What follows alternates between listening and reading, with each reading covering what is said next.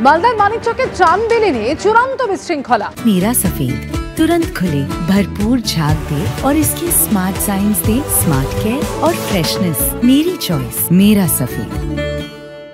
ফিরহাদ হাকিমের নিয়ে যাওয়া ত্রাণ নিয়ে কানাকানি শুরু হয়ে যায়। মন্ত্রী ফিরতেই ত্রাণ লুট করা হয়।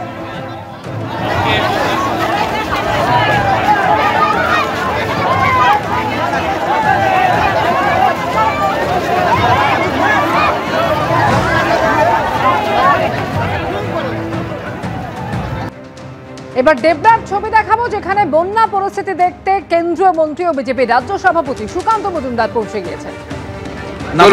সুরজিৎ দাস সামনে, সুরজিৎ সামনে আসো। কুপন দেওয়া আছে, কুপন একজন কালেকশন করো। এই কুপন যাদের দেওয়া আছে এখানে এসে লাইন দাও।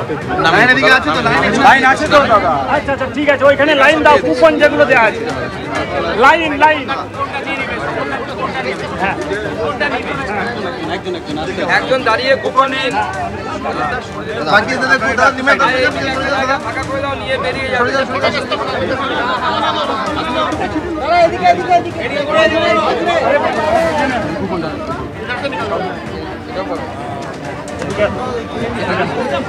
আরে দাদা সামনে পরে লাগবে না।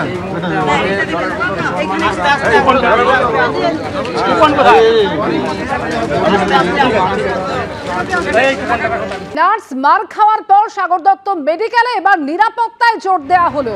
গতকাল বৈঠক হয় এবং সেই বৈঠকের পরে নিরাপত্তা জোরদার করার বন্দোবস্ত, যেখানে কনস্টেবলের সংখ্যা বেড়ে হলো 12। এদের মধ্যে 4 জন মহিলা কনস্টেবল রয়েছেন। মোট 44 জনকে মোতায়েন করা হয়েছে। সরাসরি হাসপাতালের নিরাপত্তা ছবিটা জানবো সমীরণ পাল প্রতিনিধি রয়েছেন এই মুহূর্তে আমাদের সঙ্গে। সমীরণ, যে কারণে সাগর দত্ত মেডিকেল সেখানে জুনিয়র চিকিৎসকেরা তারা কর্মবিরতিতে সামিল হয়েছেন, মূল যে দাবি সেটা হচ্ছে নিরাপত্তার। 44 জনকে মোতায়েন করা হয়েছে। নিরাপত্তা ছবিটা দেখাও আমাদের সমীরণ। একেবারেই অমৃতা, যে কারণে জুনিয়র চিকিৎসকরা কর্মবিরতি শুরু করেছেন শুক্রবার রাত থেকে, অর্থাৎ হাসপাতালে নিরাপত্তা নেই, ওয়ার্ডের মধ্যে নিরাপত্তা নেই, আর সেই কারণে নিরাপত্তা বাড়ানো হয়েছে। এবং যেটা ব্যারাকপুর পুলিশ কমিশনারের সূত্রে বলা হচ্ছে যে মোট 12 জন কনস্টেবল বাড়ানো হয়েছে, অর্থাৎ তার মধ্যে 4 জন মহিলা কনস্টেবল রয়েছে এবং 4 জন অফিসার বাড়ানো হয়েছে। এই মুহূর্তে পুলিশ কর্মীর সংখ্যা বেড়ে হলো 44। এর আগে ছিল 28, অর্থাৎ 16 জন কনস্টেবল ছিল, 4 জন অফিসার ছিল এবং 8 জন সিভিক ভলান্টিয়ার ছিল। অর্থাৎ পুলিশ কর্মীর সংখ্যা বাড়ানো হয়েছে এবং তার পাশাপাশি সিসিটিভি নজরদারি বাড়ানোর কথাও বলা হয়েছিল আন্দোলনকারীদের তরফ থেকে। গতকাল বৈঠকের পর পুলিশ কর্মীর সংখ্যা বাড়ানো হয়েছে, কি বলবেন? আরো 12 জন কনস্টেবল এবং 4 জন অফিসার বাড়ানো হয়েছে।